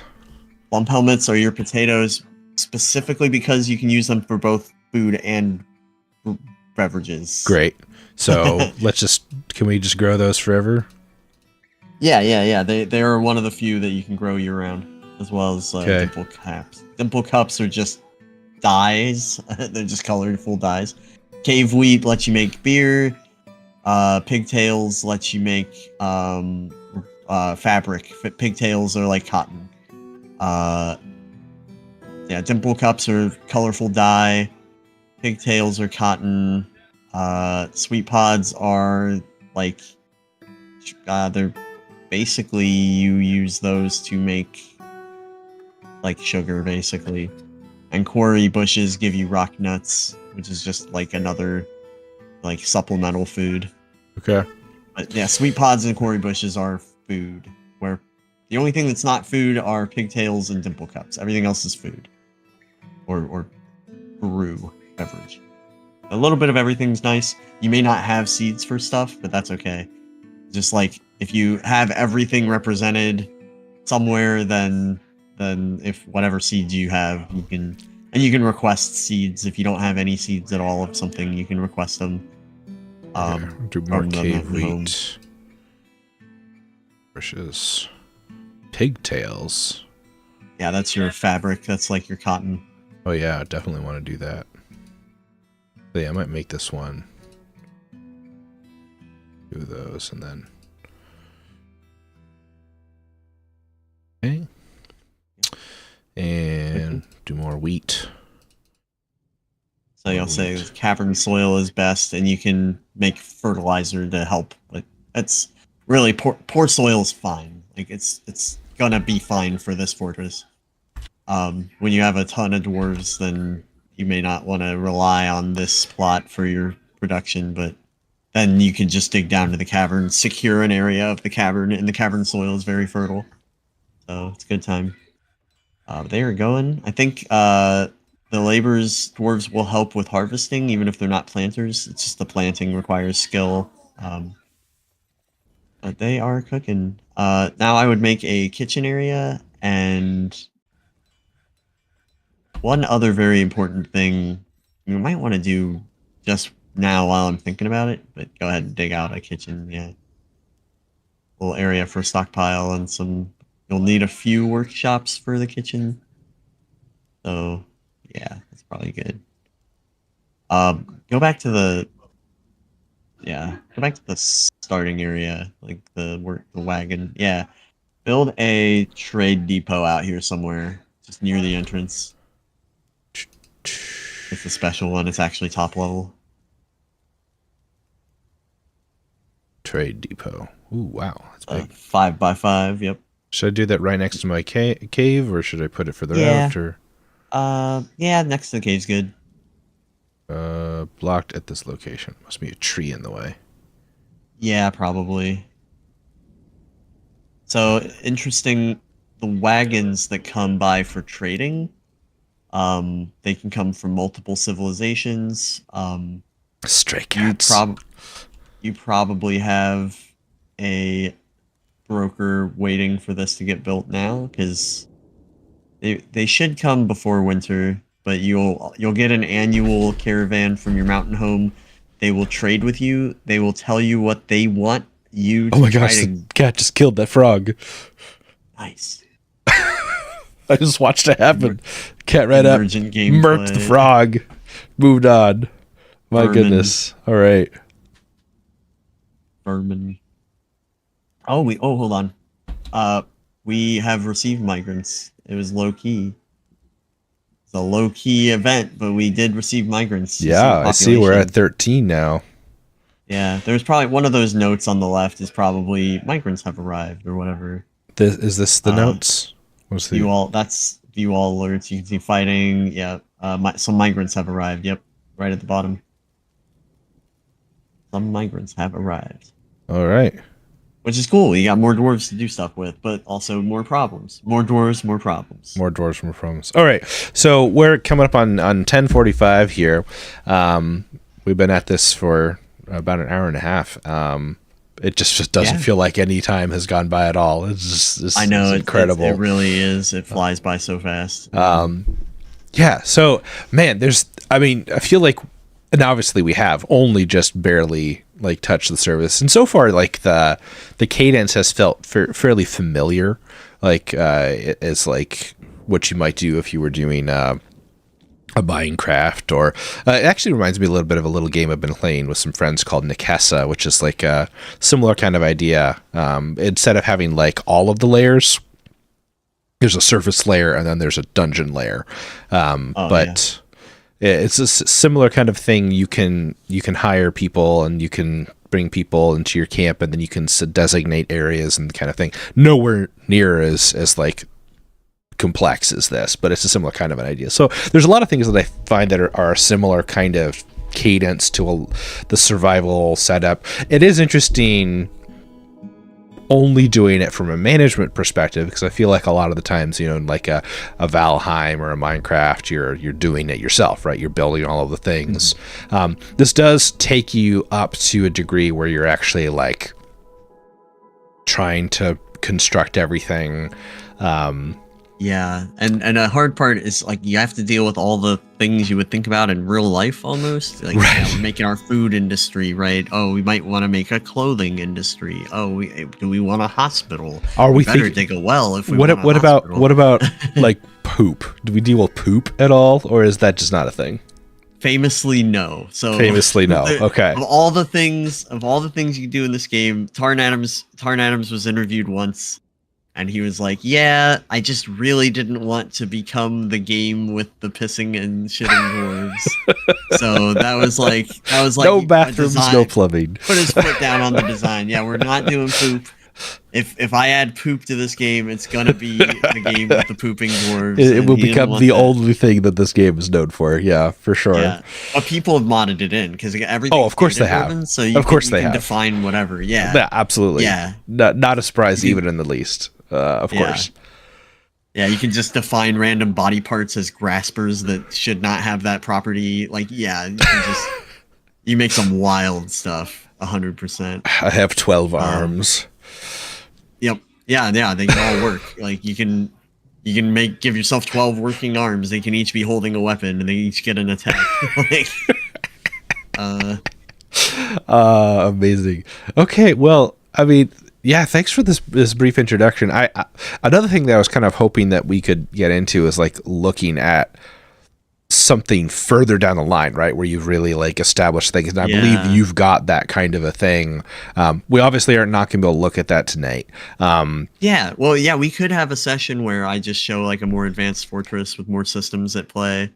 That could be fun. Yeah. I'd be down to like. I think to like really get at what's going on here, to talk about the sheer complexity of the system, I don't think this has really gotten into it enough to be able to be like you can kind of see the emergent systems, and you can see how like there's the tasks management and there's some other stuff, and you can see how it's kind of leaning into the possibility of what you could do, but also to a large degree like it's limited at this scale because you're just trying to start out and you don't want to get overly complex too quickly, and you're just trying to do this set of things. I think I would just personally be fascinated to see like how crazy it gets later. Now you have mentioned a set of tools that's sort of like a third-party set of tools for managing some things, because I think one of the things about this style of game that's just for me personally, when I get beyond a certain level of complexity, it becomes just super hard to hold it all in my head. I have this problem with like big RTSs too, right? Where you just like, there's too many things that I'm trying to keep track of all at once. And it just is, I'm always losing track of where I have certain things. So I'm really curious to see what it looks like once you get, many hours into it, and you've got like a big fortress with lots of population and lots of things going on. I'm really curious to see that. So I think what we all do is we'll come back for another session, and I want to take a look at a bigger thing going on here. Yeah, that'd be great. I'd love to show it because the approach does change. I'd say as long as you have like probably until you get over 20, you can pretty much just do what you're doing here, like go into the laborers menu. This Steam version did add a lot for like being able to just have one menu and you're like, this is the mining job, and you can just click and give people that job. That did not used to be the case before the Steam version. You had one option for assigning laborers. Well, you had two, but the in-game option, you had one option. You had to click into each dwarf individually, go into their labor submenu, go to the type of labor that you're trying to deal with, and then assign it. But now you can do the little checkboxes, and that is nice. The tool that even now I think becomes mandatory when you get like over a couple dozen dwarves is a tool called Dwarf Therapist, which is a live memory hacking spreadsheet. It just shows all of your dwarves in a single spreadsheet, all the labors and columns, and you can just make sure that all your, make sure that somebody is doing everything, and it also shows their skills and everything. So you'll have to show that really, off. Yeah. Yeah. Once you get above a couple dozen, like it's almost like you're just suffering needlessly if you don't grab it. So that's great. So I have a question. So you've been, first of all, how long have you been playing Dwarf Fortress for? I've been playing since longer than I've been a programmer. So this game really inspired me to go down software. That's as amazing. A career path. Yeah. So I've been playing since 2010. Okay. All right. What is your favorite thing about Dwarf Fortress? My favorite thing about Dwarf Fortress is got to be, I think, I guess it's kind of cheating to say community. See, I knew you were going to go with the community. Amazing. I'm not going to say that for this, but please don't. I want you to actually talk about the game, but like A+, yes, community. Yeah, A+, yes, community. I'd say my favorite thing about the game is the at this point I would say probably the tavern system, because it's such a good example of like when like you're building stuff for your dwarves, you're planning your fortress. The tavern system got introduced a long time ago, and it's like one of the primary interfaces between, because it's really a framing device for me to talk about the fact that the economies of the world are going like around your fortress. Like the world is advancing around your fortress, and people are making economic decisions based on like, oh, this fortress exported a bunch of gold and stuff. But the tavern is a great example. You can build something and staff it with your dwarves.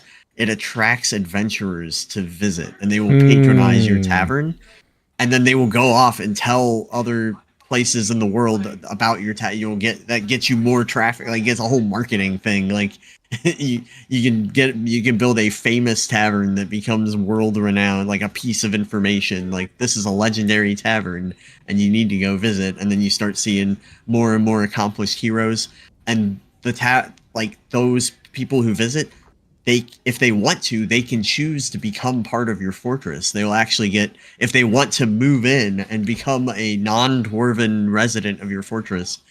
That's just beautiful to me. Like the fact that you just build, it's like you could just have Tavern Tycoon game. Like, that would be a game. Right. That would be, you have to build up to Tavern Tycoon if you want to. Like, you have to have everything around that just to support the possibility of that. It reminds me of a mobile game called Soda Dungeon that was basically that. It was like Tavern Tycoon. Yeah, I'm a Soda Dungeon booster. Let's go. Yeah.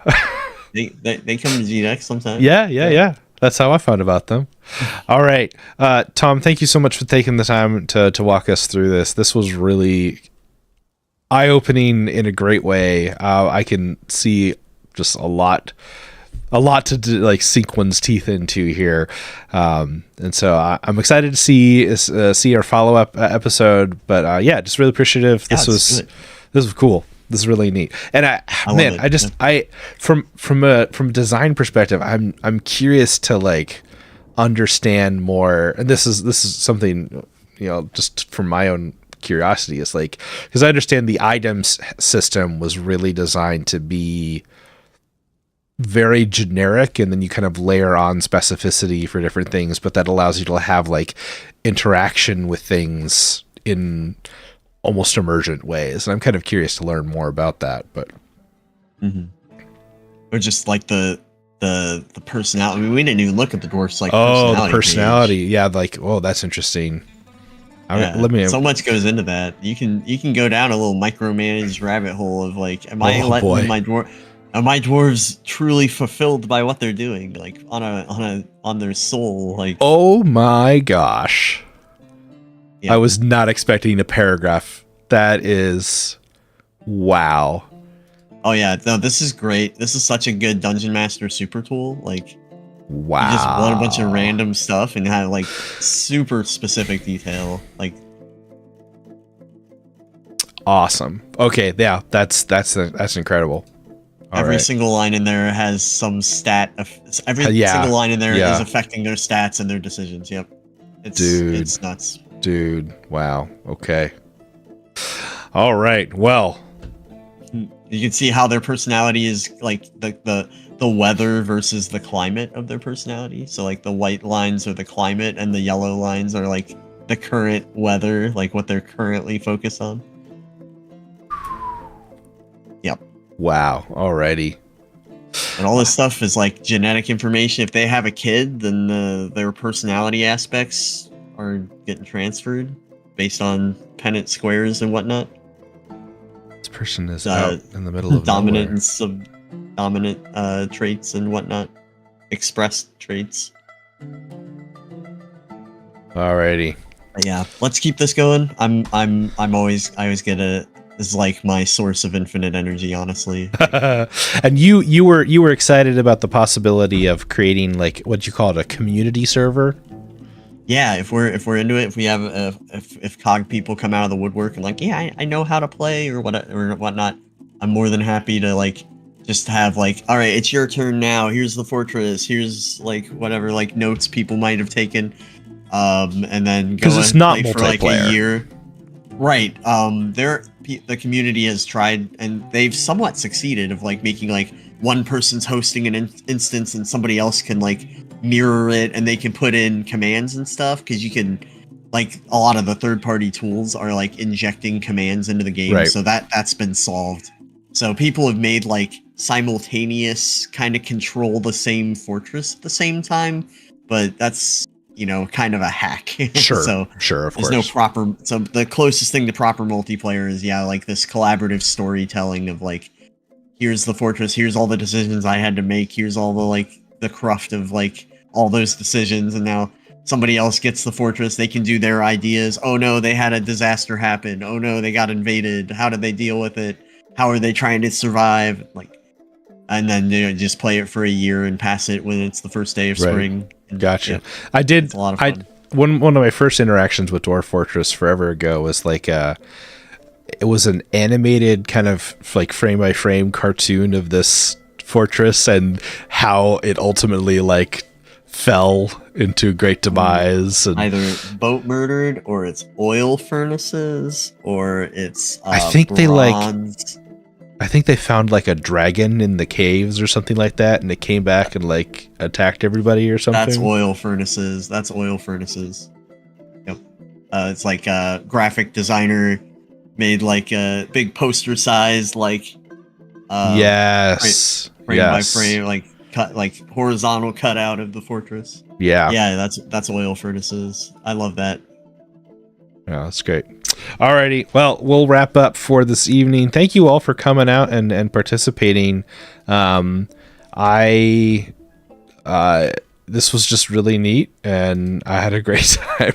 It was fun.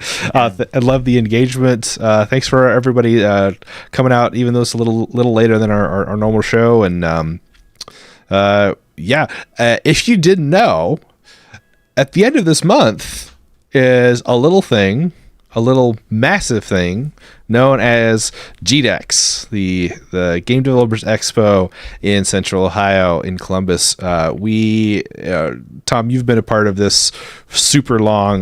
This is actually my 10th GDEX that I'm going to be a part of this year, so I'm stoked about that.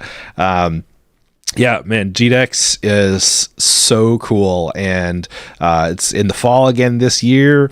So I think, I'm excited. I've been seeing a couple of names popping up, people that are going to be there that I'm really excited to see the progress on their games. It's going to be a great year. So biggest one of all time. It's the biggest one we've done yet. We're hoping to like grow into a comfortable size and start refining. So yeah, the growth. Hopefully it pays off for us. I mean, we're taking a bit of a chance going as big as this, but we believe in the community, so we think whoever comes out is gonna have a great time. So we're gonna make sure of that. So that's awesome. All right, well, have a good night, y'all, and we will see you at our next events, and get some sleep. All right. Yep. Thank you all. Be healthy. Stay healthy. Yep. Cheers.